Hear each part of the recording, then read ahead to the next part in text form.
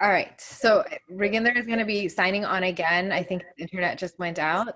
But in the meantime, Waheguru Ji Ka Khalsa, Waheguru Ji Ki Fateh, Like and Asla, wait for it. and to everyone that's joining, thank you so much for joining our second day of summer series. We are super excited that we're able to have all of you on to join this conversation live, and hopefully we will be able to share tidbits and some snippets. And some of this will probably be broadcasted as well. So folks who can't join live will hopefully be able to see this at another time. But with that, I'd like to start with introducing our summer series for today, which is Sikhs in the music industry. Sasha, Fateh, and Raaginder, when he gets back from having bad internet right now. Thank you so much for joining us for summer series. No And worries. I know there's a little bit of feedback. So Sasha and Fateh, if you can just mute yourselves while I'm talking, and then we'll have you unmuted. Perfect. Perfect. Perfect. So Sasha, Fateh, and Raaginder, who's back and his internet's now hopefully working. Yes. Thank you for joining our session on Sikhs in the music industry. We, for the summer series, want to highlight a bunch of different issues in the Sikh community, but also highlight opportunities, highlight the way that the Sikh community is growing in different avenues that may not also be traditional or what is seen as traditional, and to talk about how the Sikh community is literally taking over in every facet of the world. And how we can encourage the current generation, and even to think about how we share with older generations the importance of why it is important to think about how the Sikh community can grow in, again, some of these non-traditional forms. So thank you to the three of you for joining. I'm going to just do a quick round of bios for everyone. Just really quick introductions. I'm not going to get through all of your bios because they're pretty extensive, but Sasha, I'll start with you. So Sasha works in with a small film composing team for an A-list composer. And when her and I were speaking, I was like, so that means you basically get to help film directors, producers, everyone on the creative side to think about the musical vision for a film and what scores are related to the film. So, and without sound, without those musical scores, right, a film really would be very boring. It creates the drama, it creates the intensity. So it's incredible to hear. I was so surprised when your dad actually shared with me that that's the work that you do, and to hear that there's a Sikh woman doing that was incredible. And previously, you've worked in artist management, marketing, and sales with record labels, which is incredible. And the other cool thing, which I didn't know about you, but I read in your bio, and I didn't know this before, is that you actually do career coaching, specifically with women in underserved communities, to really talk about and walk the walk about bringing more diversity into the film industry and the music industry. So that's really incredible. So Sasha, thank you for joining us.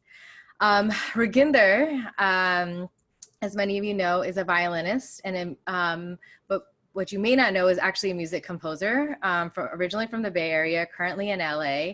He actually just completed his master's in music production, I believe, from Cal Arts, and has been, yes, and for many, many years, not just the last couple of years, has been taking his specific skills for on the violin, Indian classical composition and music, and also contemporary music, and bringing all of that together, and has created albums, has created composed music for a bunch of different artists, including Fateh. And that brings me to Fateh. Fateh is a Brampton-based rapper, singer, and songwriter. Who many of you all know, and brings his charm to every conversation, and has really developed a unique sound in rapping in both English and in Punjabi. Has worked with dozens of artists, Prophecy, Gippy Garewal, Mickey Singh, and really made his debut with, or not his debut, I should say. His debut came from the Bay many, many, many years ago, but made his debut in the Punjabi industry and was more popularly discovered when he came out with Dr. Zeus in 2012. In fact, they recently has released a couple of albums in English as well. And I forgot to mention, Raaginder just did a piece with Emmy Virik, which is incredible. So Clearly, both of you have really been, over the last decade, have been making waves in both English and in Punjabi spaces, and Raaginder in Indian classical spaces. And Sasha, with you, it's been incredible to learn of your journey, which is definitely behind the scenes, but in production and composition and musical scores, right? So all of this just ties in together. So I'm going to get started by asking each of you to share a little bit more of what brought you to your chosen path in music, and when and how you made the decision to like make this your career, and not just your passion. So like when it became really serious for you and you started having the conversation like, yep, this is what I'm going to make my full-time investment in. So Sasha, we'll start with you, Raaginder, and then Fateh. Thank you for that intro. Yeah, my path in music, it's always been navigated by the currents of the industry and also just navigated by my different areas, my interests in different areas of music production and behind the scenes. It started in college as I was a music journalist for 4 years and kind of took that with me and moved on to work and intern at record labels and did that for a while. And I just really wanted to see how everything works. I wanted to see where I could contribute to the industry, and knowing that I want to live a creative lifestyle and I want to be around people who understand what living like that is and who want to live a passionate life, that this just being in music made sense. And I let that navigate me. And I kind of see it more as a jungle gym than a ladder, climbing a career ladder. You especially in music, you try on many hats, you have many experiences, and like as you kind of move up, the pipeline kind of closes in, and that's just all part of the experience of finding out what speaks to you. And obviously, if you're not performing and writing music, there are so many other areas to explore there. So, like you mentioned, I'm currently working as like a team manager, and I support this small team of composers as we take on large films. And I also really found my path with coaching and with speaking to people about how to find what speaks to them and what their vision is, and how to take the steps to get there, how to essentially make their creative dreams come true. That kind of support really is fulfilling. So that's where I'm at now.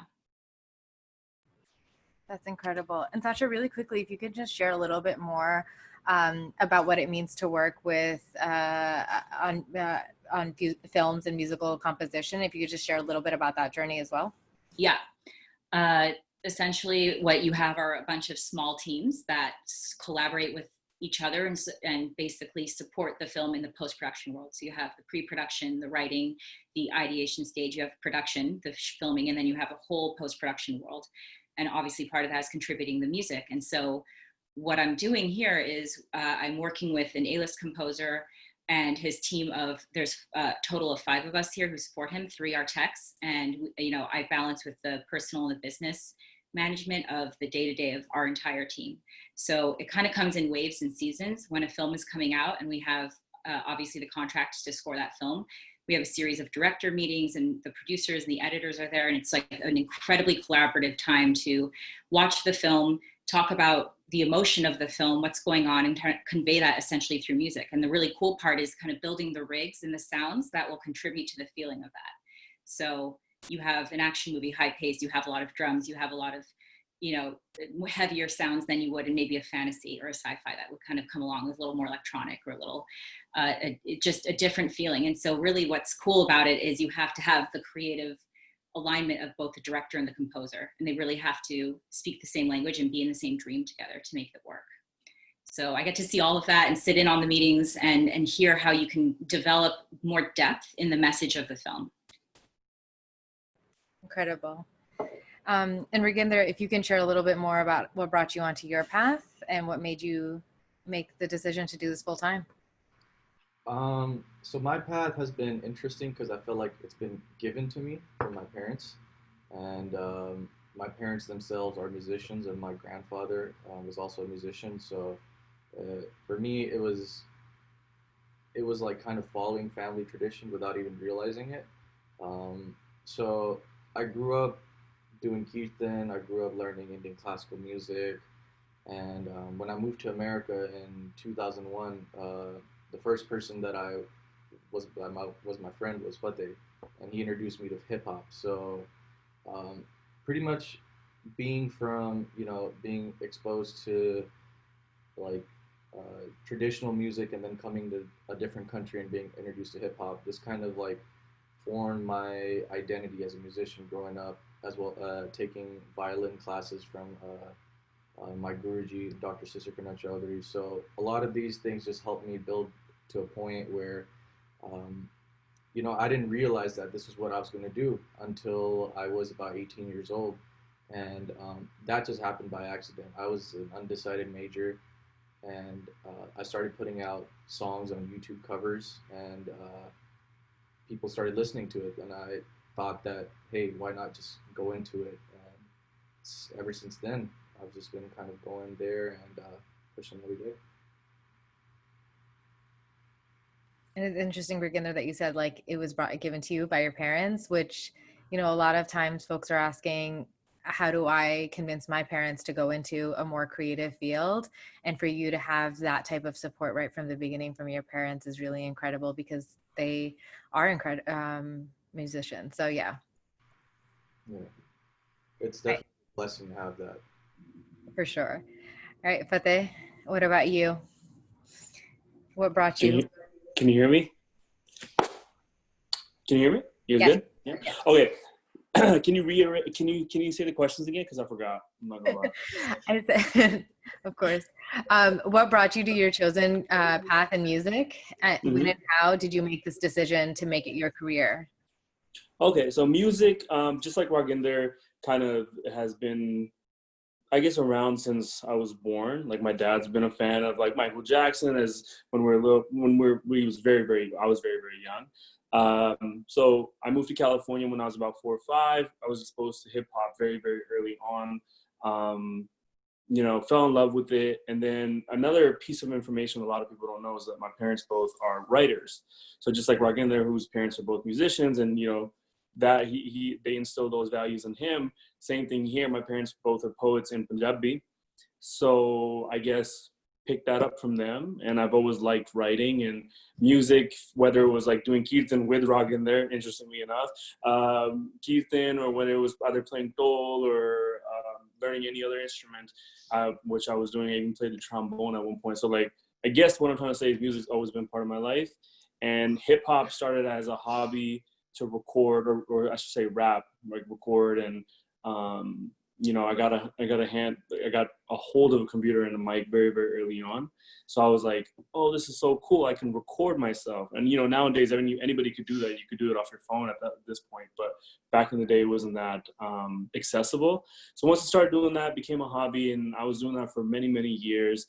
And I continued living my life. So I was in university, you know, finished high school, went to university, did a sociology degree, minor in business, all that fun stuff. And once that was done, I came at a crossroads in my life. And this is to your next question. I came at a crossroads to my life where the music stuff was doing well. And, you know, when you finish university, kind of like the world, it's like the real world, you get like slapped in the face, like, okay, like, what are you going to do now? And I was fortunate enough to finish university at a time where I had already, like, you know, the ball had started rolling with Zeus.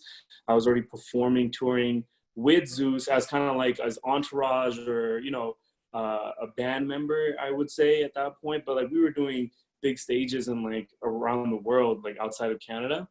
So I was doing that, and I gave myself like a year to see if this I could sustain myself and sustain a living off of music, because coming from a Punjabi background and coming from, you know, to lawyer, doctor, whatever, it was definitely a little bit harder to convince your parents to be like, yo, I want to become a rapper. Just sounds funny, right? Like, I want to become a rapper. And then, yeah, I never looked back since then.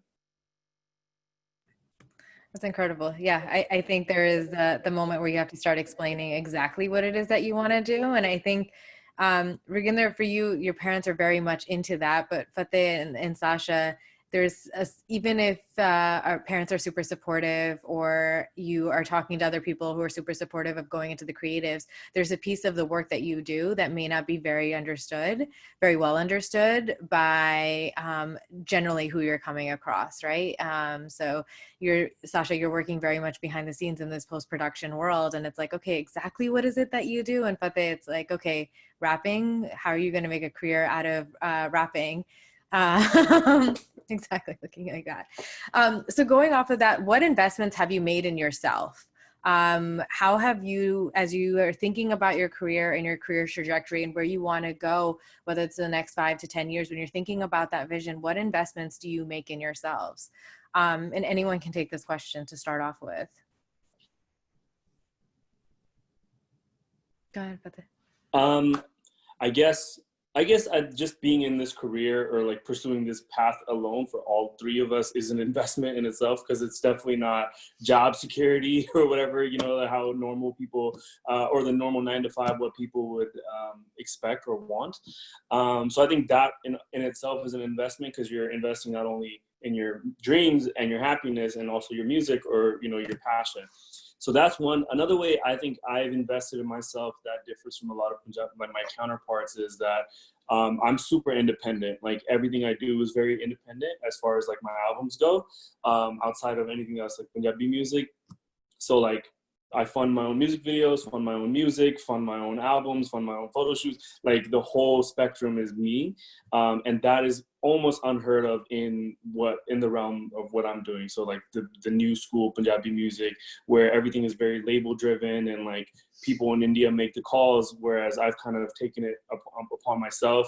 It's a longer route. I know that for a fact. Like it takes longer. It's definitely a bit harder, but the investment, the return on investment is gonna be bigger, I think, down the road. And I encourage every artist to do the same, to be independent in their own ways. So yeah, that's one way. That's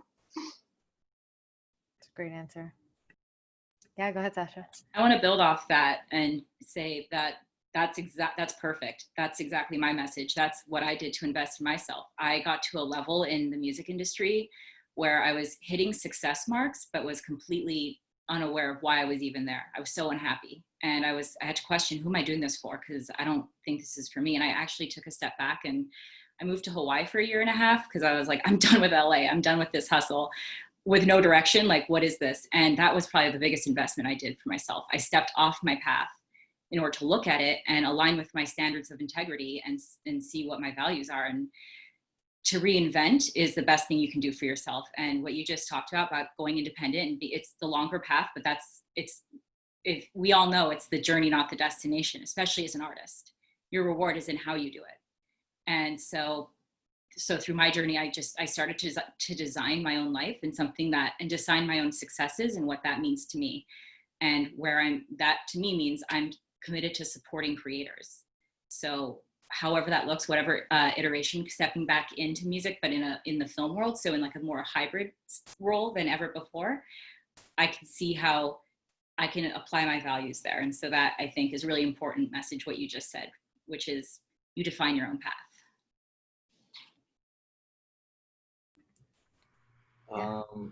For me, I would say along with those lines, you know, whether it's investing in yourself or studio equipment or any of that kind of things. For me specifically, I would say knowledge has been my biggest investment. Whether it's been learning Indian classical music for 15 plus years or getting a music degree in higher education. For me, music has always been something where it's not about the success level for me. It's about how far can I get in this field as far as knowledge goes, and how much knowledge can I gain so I can pass it on to the next generation. So I've been still till this day. I really try to look for new things, whether it's like tutorials online or whether it's sitting with a master and trying to just learn new things. And overall, I would say the biggest investment I have paid is for the knowledge of music. Yeah, that's incredible. And I think for all three of you, what I've noticed in my conversations with you is about carving your own path, but that path is not necessarily an easy one. So like whether it's finding independence, whether it's reflecting on what is important, having integrity, or it's about learning more so that you can persevere and go into the ranks where people, especially of the Sikh community, have not paved a path, at least here in America, as much so as they have in other places. So let's talk a little bit about that a little bit more. Like, what are some of the challenges and hurdles that you have faced, and what are also the opportunities? And Fateh and Raaginder, if you can specifically go in though not limited to, what it means to be a Sikh man with the star in those spaces. But again, it doesn't need to be limited to that. And Sasha, for you as a woman, what have been the challenges, hurdles, but also the opportunities? I would like to think about those a little bit as well. And I'm fine with whatever order you choose to answer. I'll go. I would say the biggest challenges I've gone have personally for me have been outside my family. A lot of pushback that has come within the community more than outside the community. Um, I think because we're relatively new to this country, a lot of the mentality I grew around was like trying to keep people in a box. So when when I was like when I was a teenager, I remember, um, you know, at the Gurdwara, this uncle just asking all the kids, "Hey, what do you want to be when you grow up? What do you want to be when you grow up?" And when I said musician, he just looked at me like with disgust, like, "How dare you become a musician?" And that has happened, like, you know, as I started becoming a full time musician, and it was friends as well, a lot of people that doubt you. But as far as wearing a bug and performing, uh, I found that it there's like this shock factor, like surprise factor that happens where before you start playing on stage, like people don't know what to expect or they're not expecting anything at all. And then when you're done playing, they're like, whoa, like we did not expect that. So like in a way, the image does help break barriers, and at least from my experience, that's what I've been grateful for. Yeah, anytime Raaginder's played in a predominantly non-Sikh audience, a bunch of folks come up to every single Sardar that is between the ages of 14 and like 40 and is like, wow, you're amazing on the violin. And every single Sardar is like, yes, thank you, thank you. Does not, nobody corrects him. Fateh, I think you're gonna go. Yeah, I guess I'll just like piggyback off what Raaginder said. I guess like there's negatives and positives. So the negatives was when I started, and it was like many years ago, and the biggest pushback was again from our own community, and that's because they weren't at one point, and it seems weird to say it even now out loud, that they weren't ready or even willing to accept a Sardar rapper who wasn't like, who wasn't doing maybe traditional Pontic rap, right? And it was like very like, what the hell is going on? It's not the case now. And it was, yeah, there was a lot of pushback for many years. And it wasn't only from the elders, it was even like a lot of people from our own, like my own age or younger or whatever. So that is surprising because it would surprise people from other communities. Like, wait, your own community doesn't support you right now? Like, why not? Like, you're the guy. And like, yeah, it's cool. But I love that now we've gone over that hump and now there's like a lot of support. And I guess the positive, oh, and there's one other thing that a lot of people don't know about that I'd like to share is when I was first starting in the Punjabi industry, a lot of the pushback was from labels and videographers, labels, whoever it was, because they were, and this is in Punjab. This is not like, I'm not talking about America, I'm not talking about Canada, I'm talking about strictly Punjab. And they were like, no, we can't have them in the video. Like me, like, you know what I mean? When you think of Punjab, you think of me, right? You look at me, you think of Punjab. And they're like, no, we can't have him in the video because, and I talked about this in Fame as well, that like, he doesn't meet the image that people want to see on TV. And whatever, at that point, the image was, like whatever, right? So even the pushback was not only from just, in North America, Canada was what I'm trying to say, but even in Punjab. And that shocked me like crazy because it was like, if you look at my very early songs with Zeus, I'm not in a lot of the videos. And not until we had like a big successful song that was our own, and then they're like, oh, we got to put them in the video because it works, like people like it. And then that is a great segue into what people like. And what ended up happening was me being a Sardar and being a visual representation of many, many Sikhs around the world, young, old, or whatever. People really took to it and really championed, I guess, the image, and we're really inspired by it. And that's something I wanted to do, because it's like, I know Raaginder didn't have anybody he could look up to and be like, yo, this Sardar is killing it as a violinist. I didn't have anybody to look up to and be like, yo, this Sardar is killing it as a rapper. But now these kids can, right? And they can look at Raaginder, they can look at me, and they can be like, all right, cool. Like, it's possible. Just even being able to visualize somebody and to see that it's possible. And not only that, I know growing up as a Sardar in these countries that are outside of like Punjab, you do get pushback from other communities or whatever. There's like racism, bullying and stuff like that. And my goal has always been to create some kind of self-esteem or like positive image, so you could be proud of who you are and how you look as a Sikh. And that's why, like, even the song My Pride that we just did with the same Jisser is all about the bug and all about being like, having pride about the Sikh identity and who you are. So yeah, I hope that answered your question. I think it did. It did. I have a follow-up to that, but before we move on to Sasha, do you also feel like you have to, and Raaginder, for you to live up to a certain expectation because you are visibly Sikh and wearing the stars in either the music videos that you're producing or in the music or the scenes that you're in? I would say, yeah. And it's not bad. Like, I don't mind it, because I think that like, being a minority, you do represent a lot of people. So if I was to do something that didn't represent the group of people I'm representing appropriately, it would, it just wouldn't sit right. So I try my best. I mean, obviously there's always going to be, like, no one's perfect and there's always going to be disagreements across the board, but I try my best to stay true to my identity and make sure I stay true to myself as well. And, just try to keep the level playing field. Raaginder, go ahead. I feel the same way. It's about like having that balance. But I'm also a proponent of letting your own voice come out there, because I feel like that's when the best art gets made, when you let your true voice out. And sometimes it might be a little controversial, but it has to be a balance and it's up for us, it's up to us to educate ourselves to know, what our history is and what can we do to best represent our culture and our religion going forward. Yeah, and Sasha, for you, I know in our conversation over the phone, we had discussed, or I heard you share at length, right, the sexism and the racism that is rampant in the industries that you work in as well. And so if you could touch a bit about that, again, what challenges it's created for you personally, opportunities it may have created, and like how you want to affect change.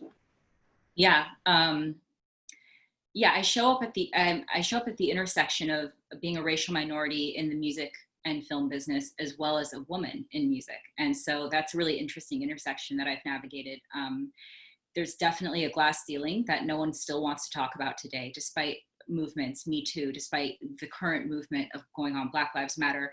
Those ceilings exist. And what you see mostly coming from corporations and on LinkedIn is very performative, of promoting people into positions of executive power. Or, we have the example of the Recording Academy. This just happened last year. Deborah Duggan, yes, she was the promoted president when she came out with an entire, basically she submitted a bunch of complaints to HR about the misogyny going on within the academy. They fired her a few months later. Like, things that are going on, it's very hush hush.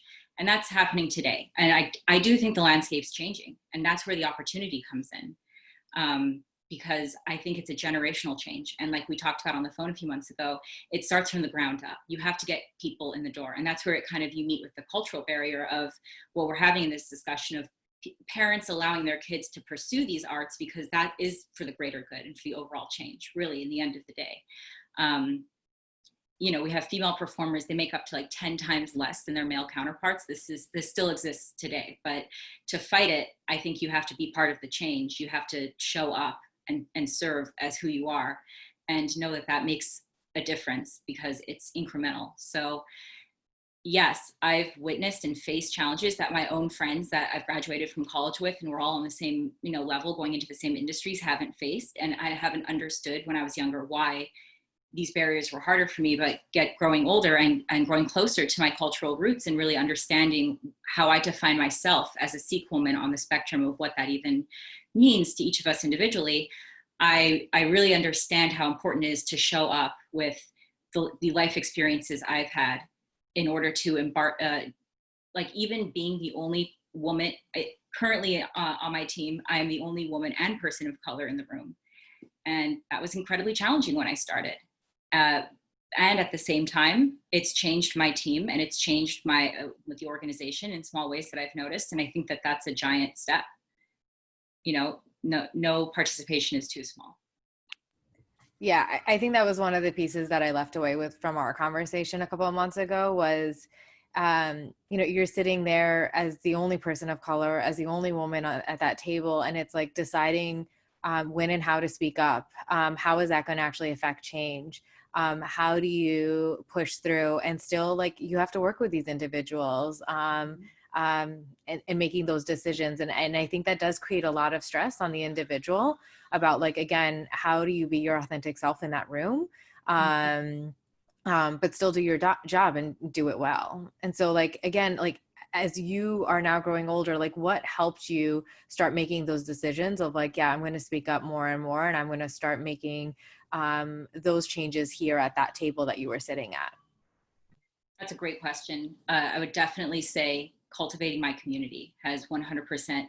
For every one of us, I don't believe in hyper-individualism. I think that's a very white supremacist American ideal that we've all had to adopt coming into the system, but there's no such thing as individualism. It's all about community. It's all about supporting each other, especially creatives, especially in the music industry.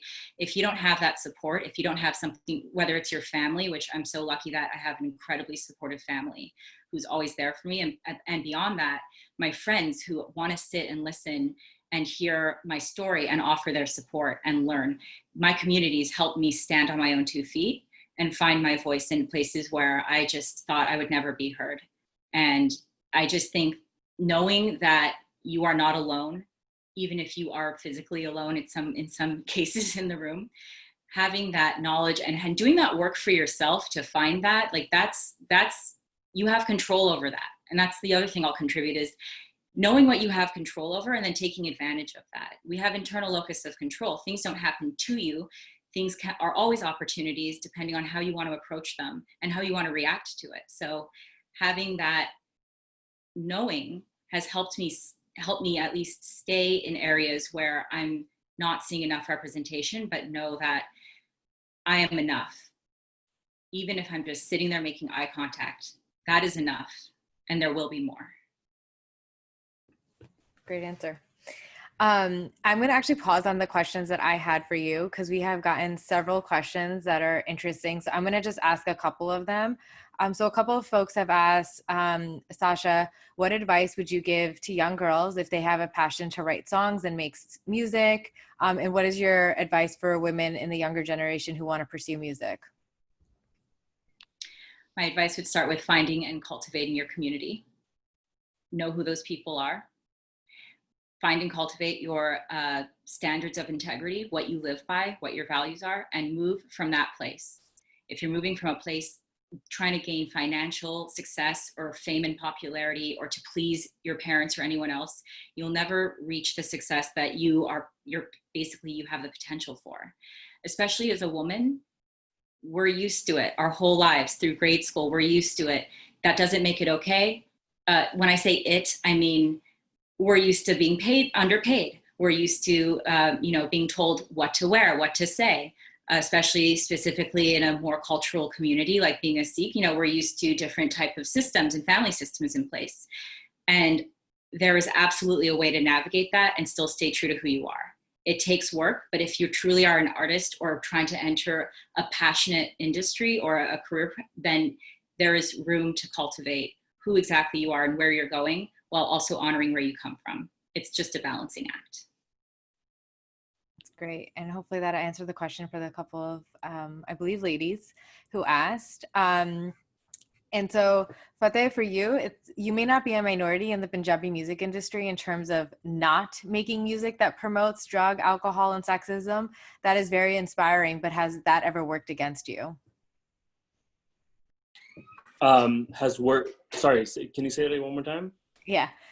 Fateh, you may not be a minority in the Punjabi music industry you may be a minority in the Punjabi music industry in terms of not making music that promotes drug, alcohol, and sexism. That is very inspiring, but has that ever worked against you?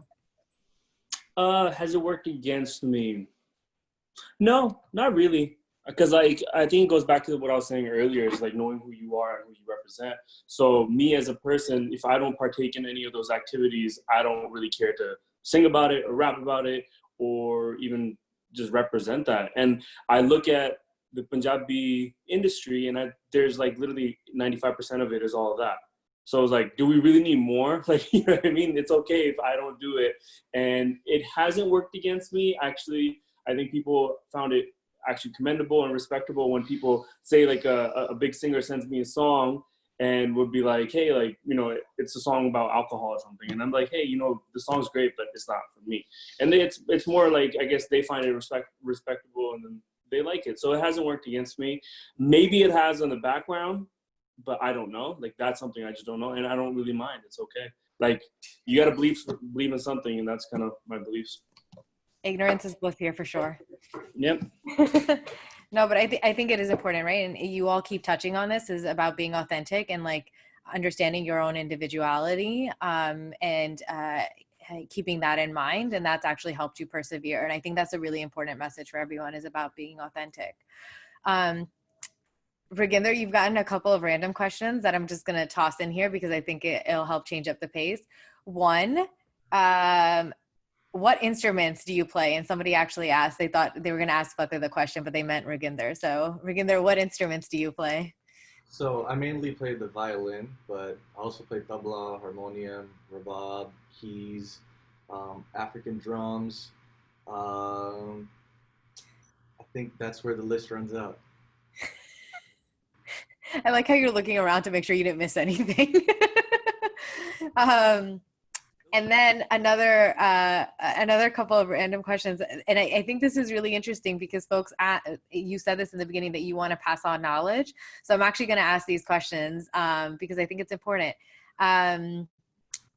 So my 9-year-old has an ear for music, comfortable playing any song or shabad once he listens to it. How can we help him sustain, and how can he do better at it? Just curious to know for any guidance. Well, one thing is, depending if the kid has lessons or not, one thing is lessons are always going to help the growth go like 50 times more than what it is.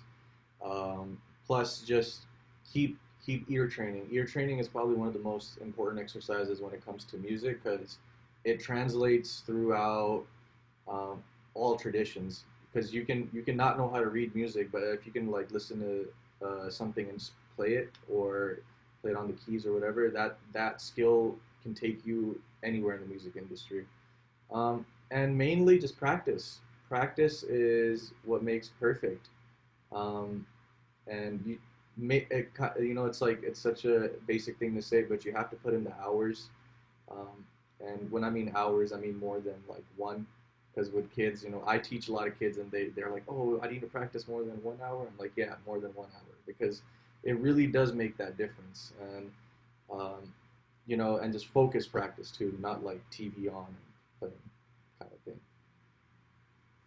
I mean, in Raaginder, that gets into work ethic, right? So like, what does your work ethic look like? And when you've struggled with work ethic, how have you managed through that?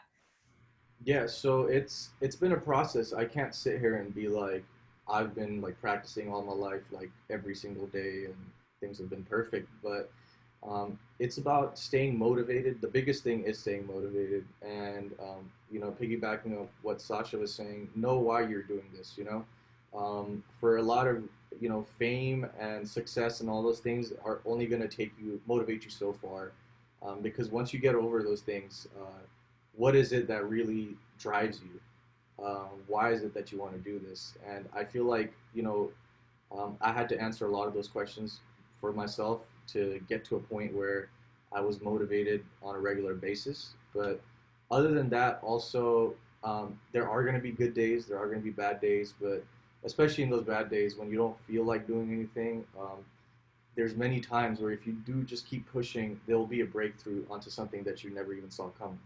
So it's just about that consistency. And currently, like with the pandemic and all, for me, in the beginning it was hard to start a new routine because from having like different types of routines and going into something that's completely new, you have to like change a lot of different things that you're used to. And so it's still something I have to deal with today, whether it's about how do I balance my time, but it's the main thing is as long as you put in the honest hours behind your work, you'll see the results that you need to see. That's great. And going along motivation for all three of you, another question we've received is, how has Sikhi helped shape your career or motivate you?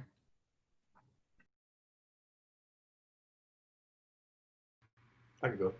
Hey, go ahead, Raaginder.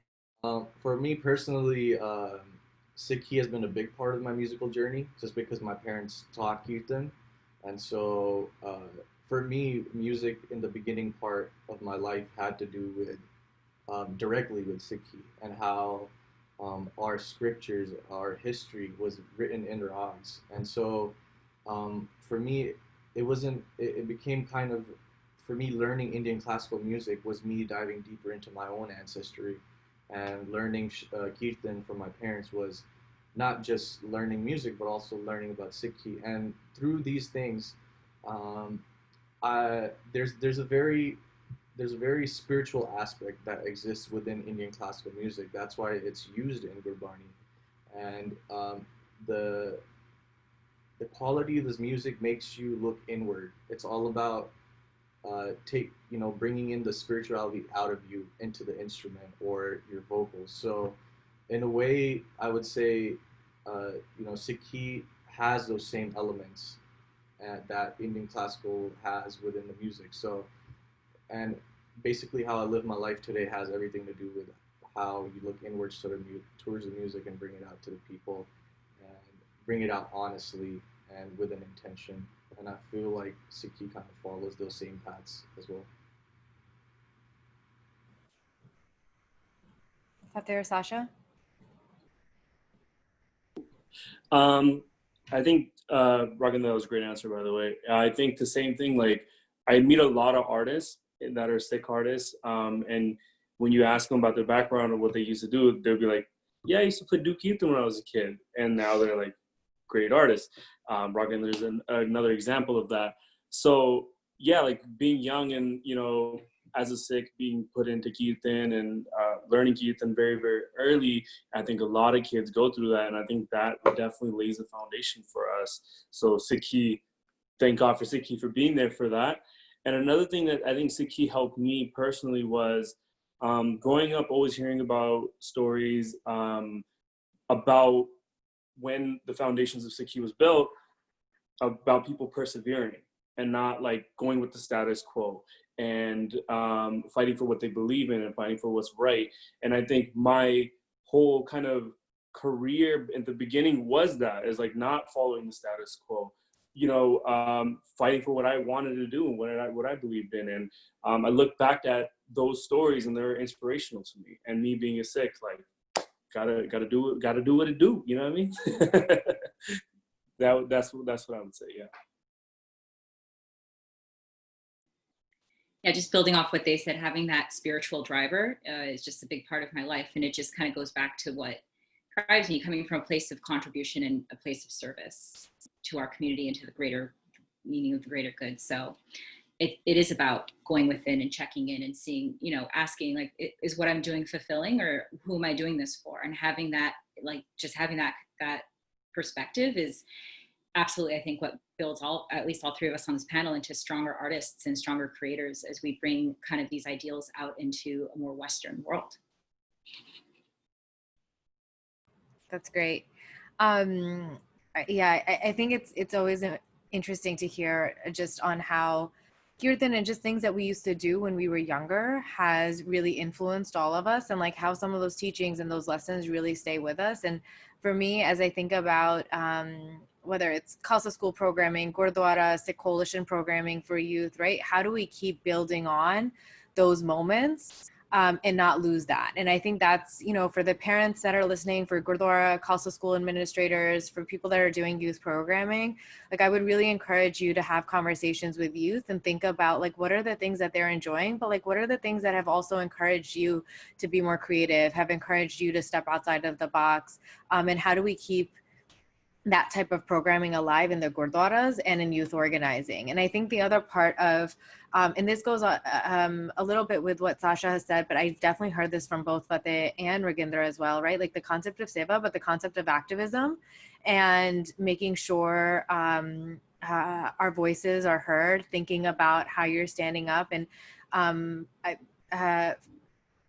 Fateh and Raaginder, I've known, and Sasha, from the work that you're doing around anti-racism, right? Like you have all found ways in your careers to do things, whether it's fundraisers, whether it's doing events like this, whether it is getting more involved with certain causes. Like how has that part, the more activism part, motivated you and inspired you, whether it's Sikh specific or whether it's like outside of our community, whatever it is, that activism, like how does that also give you motivation in your career? I'm laughing because I have this perspective that if these topics aren't addressed, I seriously go like, why am I here then? Like I seriously question my participation. I'm like, I don't value this if you're not valuing us all. Like that's how I approach my work. That's how I approach people in this world. And that's a standard. That's a high standard. And I think that you have to find the language and the way to express that so people can actually learn from you. And that obviously takes time to cultivate. But without that activism, without that awareness, we don't have anything. We don't even have, we don't have art. Art is cross-cultural. That's what we're here in this town in LA for, right? To learn from each other in that way. So that I just laugh because I have that perspective where I'm like, I don't care what you're doing. Why aren't you paying attention to what's going on here? And that drives me. Great answer. Yeah, I feel like art is so influenced by the everyday experience. And as an artist, you have to be aware of what's going on.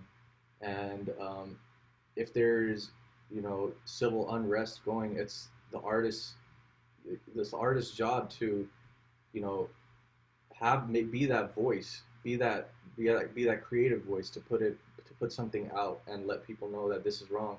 Whether it doesn't even have to be creative, it just has to be, because as an artist, you want to live in a world where you're constantly inspired, and when you see injustices happening, you want to stand up, and you want to.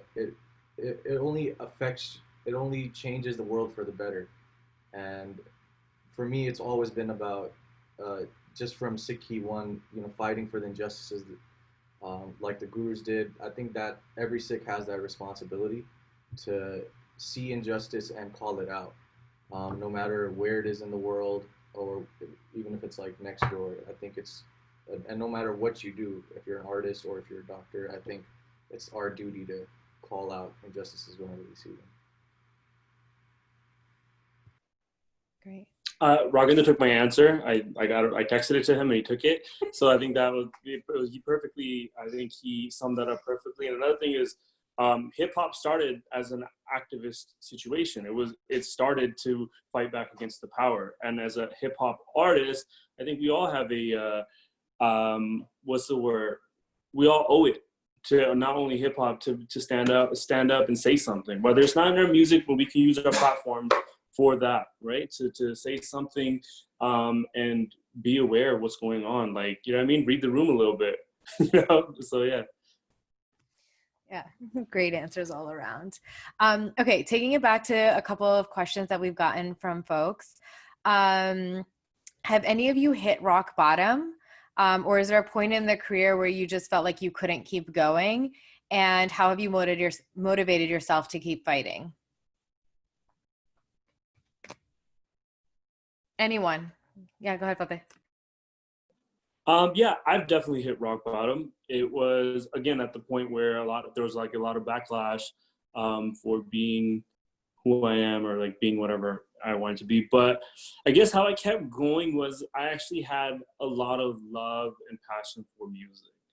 And I think that's what it comes back down to, right? It really comes back down to your love and passion for what you do and your craft and your creativeness. Like, would you still do it if you didn't get paid? You know what I mean? So it was like nothing else mattered. Like, I didn't want to be famous or anything like that. I really just wanted to make music. And when I came to that realization, nothing else mattered. And then I continued to make music. And thank God I did, because once I continued, you know, it had a snowball effect. And I persevered through such lows that, like, when I got to my highs, it kept me humble. And another thing is, like, I know I made it out of that. I can make it through anything. So now if something happens, it's like, it doesn't really bother me anymore, because like I've tried and tested. We've been there. So we made it this far, and I could be only grateful. I hit rock bottom in a position once where I was consistent. I was just in a very toxic place where I was a while ago, where I was just consistently like gaslit and put down. And it just brought me to a place where I questioned myself. And I said to myself, what is wrong with me? And it was in that question that I went, nothing is wrong with me. I mean, I hit that place where I really just questioned everything about what I was doing. And I realized that that experience was my greatest teacher. It was for me. That experience was for me to grow from. I mean, that realization didn't come like hand in hand with, you know, like revelation. It took time, but I think that just being on that path and taking that time and realizing that that actually cannot break a person. And why should I let it break my spirit? Going back to what we're all talking about, music drives me. This is why I'm here. And who is anyone to take that away from me or anyone else? So just by questioning myself and then seeing what I was doing, I realized that my rock bottom in my career was actually my greatest teacher. We have to overcome obstacles in life. We have to be grateful for them when they come. Yeah, absolutely. So if you could change anything about the industry in 2021, what would it be?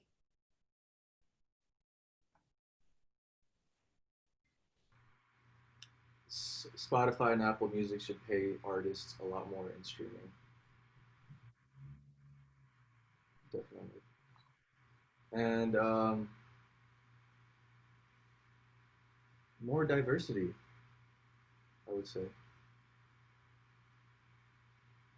Yeah. I would break apart and reconstruct every single major corporation that runs our media. And wherever the money flows, I would reconstruct that. Whether it's in the hybrid between music and tech, record labels, whatever. My dream would be to completely redesign and reconstruct the positions of power that be, which allows for more diversity, allows for different voices, allows for a completely new voice. One can dream.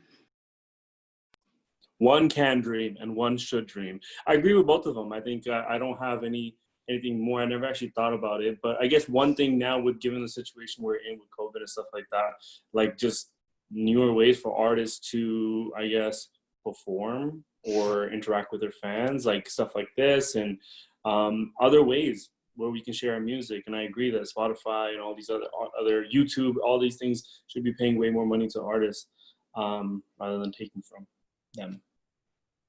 That's it. That's it. Simple. All simple stuff.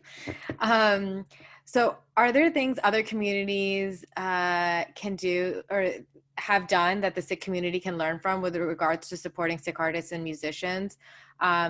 For example, do we need foundations or endowments to fund efforts? And I mean, I think this is a larger conversation about how do you get more Sikhs into pop culture or into media specific roles or the creatives? So any advice or any thoughts on that? I definitely think an endowment needs to be created. Whether you look at the Jewish community or the Mormon community, they really take care of their talents that they see potential in. And I feel like the arts is already a profession where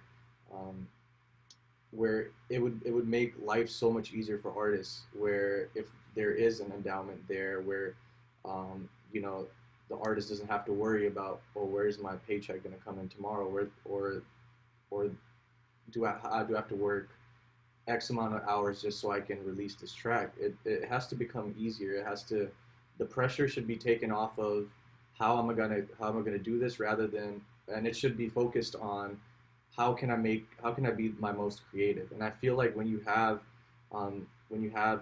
things that are established like that, then even the artist has a switch in the mind that changes where you start focusing more on creative rather than the logistics to become creative. So I feel like these things are very important to have, and we should going forward.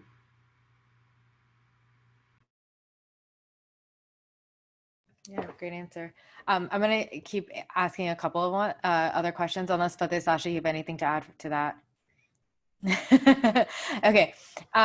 There is this idea that someone prominent in the industry representing the community, you have to be perfect. How do you deal with that societal pressure on being a role model?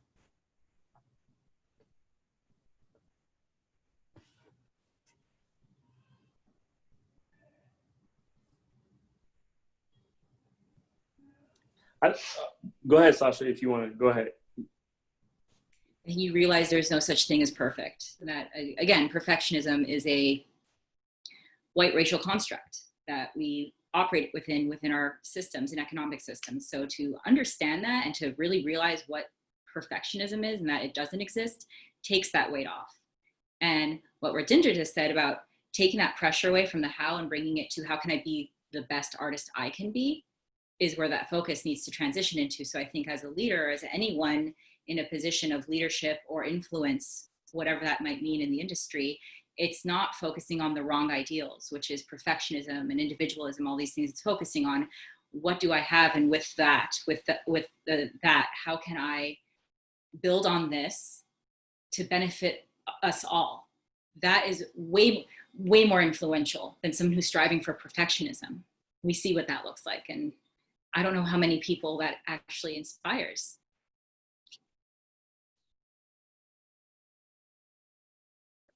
Yeah, I would say that it's tough. It's definitely tough, and you have to, especially like as somebody who's again represent. I think I've answered this question like earlier too, but I think just somebody who's representing a group of people, you have to be cautious of what you do, and you have to rethink things a bunch of times. You know, something I'm currently actually doing right now. Hint, hint. So yeah, you know, before you're about to go release some stuff, you have to definitely consider it from all angles and all aspects. It sucks. Like, it shouldn't be like that because, like Sasha said, no one's perfect, and we all make mistakes. But given that we're role models, there's a lot of expectations placed upon us. So, you know, you got to try. Yeah, and just really quickly, we are at the hour. We're going to go about 10 more minutes, if that's okay with the panelists, because there's at least another dozen questions that I'm going to try to get through, as many as possible. Sasha, you have to drop. I actually have a question for my fellow panelists based on your question. As musicians, we just talked about nothing's perfect, but you're artists and you want it to be perfect, I know. When do you know your art, your work, your song is done? And that's an individual process, but I'm just curious about your writing. That's something I've struggled with quite a bit. And I feel like as artists, we want our art to, you know, we're our biggest critics. And I feel like until like the last possible moment, we're going to try to edit as much as we can. And for me, I've kind of come to a realization pretty recently where sometimes you just got to let it go. And because art is, you know, art is supposed to be meant for the moment that it was created in. And if that moment wasn't perfect, that's fine. It's just about letting that exist and just moving on to the next thing. And then maybe you'll get better in that thing. And then the cycle just continues and goes on. So that's where I'm kind of at the moment. For me, I think when is it done? I think when I have nothing else to say or contribute to that specific piece of work, or when it's just like a gut feeling. Like, yeah, this is done. Like, this is done. And at that point, you decide whether you want to put it out or not. But like sometimes, like I know artists, we get stuck in a rut and we're just doing it over and over and over again, and loses its for its originality or the way it was supposed to sound when you first did it, and then now you're just kind of like acting or trying to make it sound like something else. So I think it takes a long time to learn that process and learn and get comfortable with it. But I guess going with your gut feeling is definitely one. I used to get stuck in like, oh, my friends, 2 or 3 of my friends didn't like this specific song. Ayat and Ulan is a good example, right? My 2 or 3 friends didn't like the song. Oh man, maybe I should like leave it out. And then you put it out and the world loves it. So it's like, you know what I mean? So you got to trust your own gut and you got to go with your own instincts. Great answers. And off of that, another question we got is, what has been the most exciting part of your journey thus far? And what's your proudest moment?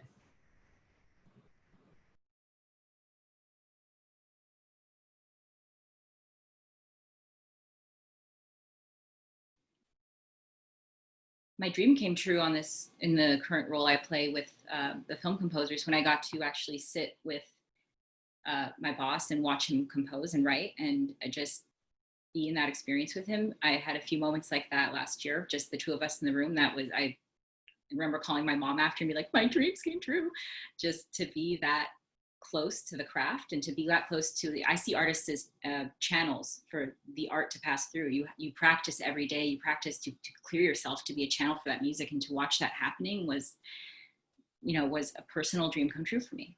So that was a big highlight of my ever building career.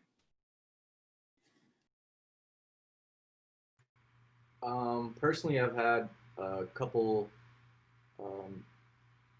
things in my life which have felt like high points to me, and a lot of it has to do with things external to me.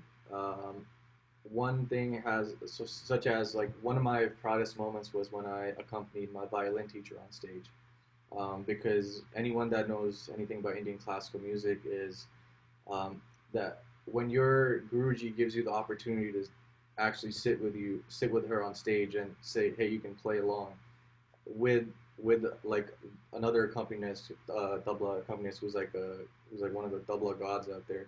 For me, that moment was very special, because at that moment, it was kind of like a stamp of approval indirectly, and it made my parents very proud. And another part that I felt very good about was a couple of years ago in India. I performed at the oldest Indian classical music festival, and it's actually in Jalandhar. It's called Harvalam, and that's another thing. The reason it's external is because that's something that it was my parents' dream to perform there. And when I first started playing the violin, they were like, "We want you to perform there one day." So honestly, for me, it was just it meant a lot to me, because I got to see how my family reacted to it, and I made their dreams come true. So for me, like, that was more than anything I want, because for me, I just want to get better at music. I'm like, accolades are great and everything, but I think I find more joy from bringing joy to people around me through my accomplishments. Very well said. I would say for me, it's been a couple things. So one was overcoming all the adversity and then turning that into what it is now. That's one that was like really, really defining for me. Second thing is, I would say when I started making my own music, so when I started making my own albums, versus being like a feature artist and stuff like that. So when I released my first album, second album, third album, and grew an audience that really kind of like fell in love with it, and it made a difference in so many people's lives, and people would send me long essays about how specific songs touched them. Like, those moments really meant a lot to me. And it's just like, that's kind of, it gives you the why, it gives you the purpose of like, all these hours we put in, all those sleepless nights, and the bad eating and all that stuff. It goes to show that like it really affects people, and people really sit with your music and sit with what you say. So those are like, that was a great thing. Other experiences like just being able to travel and meet people all across the world who hear your voice or listen to you or are fans. Traveling alone is a privilege. You know, I recognize that. So that is amazing. Then meeting all these people who support you, that's also a privilege. And I'm super grateful for that. And I think another turning point was when my parents saw me on TV. I think that is like, you know, it was always hard to get my parents, or not hard, but it was always hard to get them to believe in my dream. And then once my dream became their dream, and it was like they understood it, like, you know, when they saw me in the Bollywood, it took Bollywood for them to be like, yeah, good, right? So when they saw me in the Bollywood movie with Shah Rukh Khan and all of them, and or not saw me, but they heard me, they really got behind it. And then they were calling everybody Bollywood, right? Like, so that really became a point, I think, for all of us as a family to really celebrate the achievements. Yeah. Incredible. Okay, I'm gonna ask a couple of random questions that I just think are hilarious that people are asking. Please ask Fateh if cricket is still his favorite sport. It's not. Sasha, what's your cat's name? It was Murphy. And Raaginder, it's actually a comment that I think is really important to share. Amazing regarding the music festival in Jalandhar. What an honor for you, your family, and the whole community, especially the younger people who saw you there. Thanks. You know what's actually, I forgot to mention this, but one thing about the Indian classical industry is it's very Muslim and Sikh, Muslim and Hindu dominated. And even that festival itself, even though it's in Punjab, it's in Jalandhar, and it's been there for the past 130 years. They'll mostly have Muslim and Hindu performers, and like there's like 10% of performers that'll be actually Sikh that perform at the event. So it's very important, I think, just to have that where there's more representation of Sikhs in Indian classical music. Yeah, absolutely. All right, and to close out for each of you, if you can share one piece or two pieces of advice for someone that's coming up in a career path similar to yours, what would that or those be? And the last question is if you can drop a hint about what's next for you.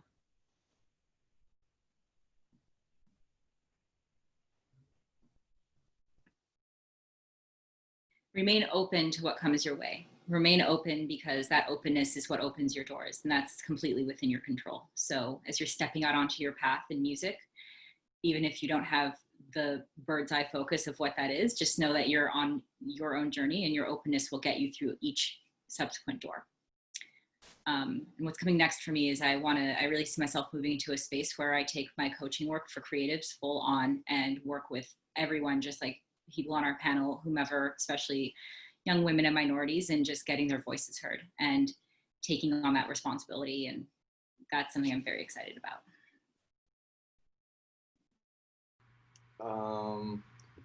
Currently, I mean, I would say for people that are trying to come up doing music, always trust your gut. I feel like the artist knows their own vision better than anyone else. There's going to be a lot of people trying to tell you, hey, you should do something this way, you should do something this way. But if you truly believe in your art, always trust your gut and go with the vision, don't compromise it. Of course, there's always room for adjustment, but I would say just stay true to yourself and work ethic. Work ethic has to always be there. And Raaginder, any hints you want to drop about what's coming next? Yes, I'm releasing some new music and very, very soon. And maybe an album, but just a lot of different projects coming. Yeah.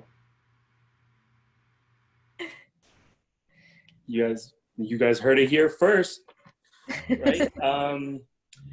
Yeah, my advice to artists would be self-sufficient. There's a lot of artists that come up to me or like talk to me, young artists, and they're like, I want to record, I want to drop a song, but I don't know how. And it's like, now is the best time if not, ever, that you can literally YouTube how to record a song and someone will break down exactly how to do everything, or how to write a song, or how to write a chorus, how to record yourself with like literally no equipment.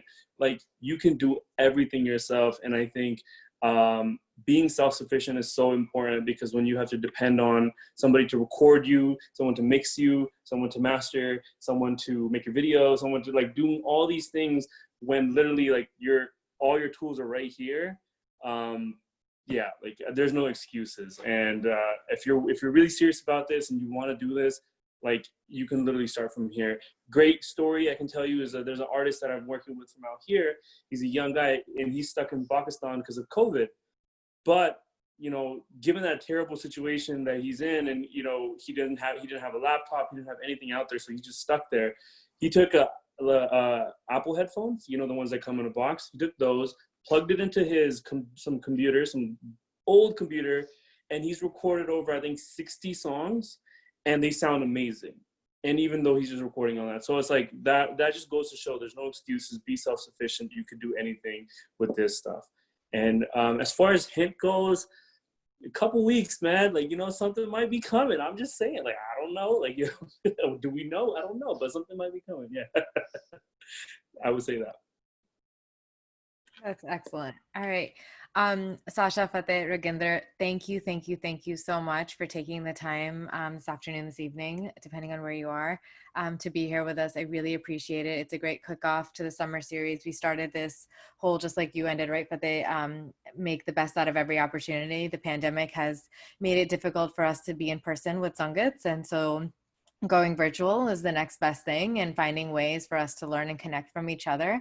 And that was the intent with the summer series. So I do hope for all of those who are listening in will join us for another session this week. We have about 35 plus sessions all week for kids as young as kindergarten to 5th grade, and then for teenagers, young adults, just like this. So I hope you'll join. And if you do have any questions for Fateh, Raaginder, and Sasha, we will be sending out ways to contact them, aka their social media handles, with their thank you note after this. So again, if you have additional questions, I'm sorry, I know there's like 24 questions that we still haven't gotten to, but there was a lot of interest in this panel, and hopefully this will be encouraging for a number of young Sikh artists, because we'd love to see another generation of you all grow.